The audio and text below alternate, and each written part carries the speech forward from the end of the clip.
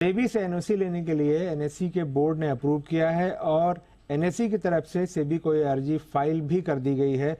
इसकी जानकारी जो है आज एनएसई की एजीएम थी, जहां पर निवेशकों को दिया गया और एक तरह से एनएसई का आईपीओ लाने की जो प्रक्रिया है वो फिर से शुरू हो रही है।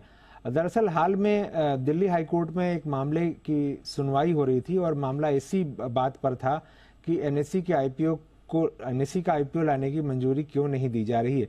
तो वहां पर सेबी की तरफ से ये कहा गया था कि एनएसई ने जो एनओसी दाखिल करने की प्रक्रिया है वही नहीं की है, इसलिए इस पर कोई विचार नहीं किया गया। इसका मतलब ये था कि अगर एनएसई की तरफ से फिर से एनओसी की अर्जी आती है तो मामले पर विचार किया जा सकता है। एनएसई ने इसी बात को भांपते हुए ये फिर से एनओसी जो है सेबी के पास दाखिल कर दिया है और उससे पहले उसके बोर्ड ने इसकी मंजूरी दी थी। ये बहुत तेजी से ये जो है काम हुआ है। अगर बैकग्राउंड में जाएं तो देखें कि 2016 में जो है एनएसई ने आईपीओ के लिए अर्जी दी थी सेबी के पास, लेकिन 2019 में इसकी जो अर्जी है वो लौटा दी गई थी तकनीकी वजहों से।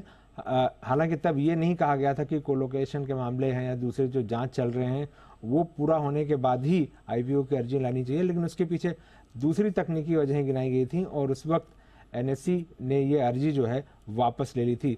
अगर देखें तो सेकेंडरी जो ग्रे मार्केट है, यानी जो अनलिस्टेड का मार्केट है, वहां पर एनएसई का आईपीओ जो है काफ़ी डिमांड में है और बड़े पैमाने पर उसका जो है ट्रांजैक्शन होता है।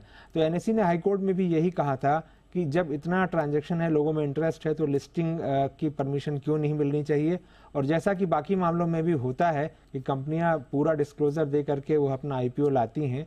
और एनएसई ने यह भी कहा था कि उसके जो पेयर हैं, यानी कि एमसीएक्स है या बीएसई है, वो दोनों ही लिस्टेड हैं। तो ऐसे में एनएसई की लिस्टिंग को रोकना ठीक नहीं होगा। और इसी आधार पर जो है एक एक्टिविस्ट ने ये मामला जो है दिल्ली हाई कोर्ट में उठाया था।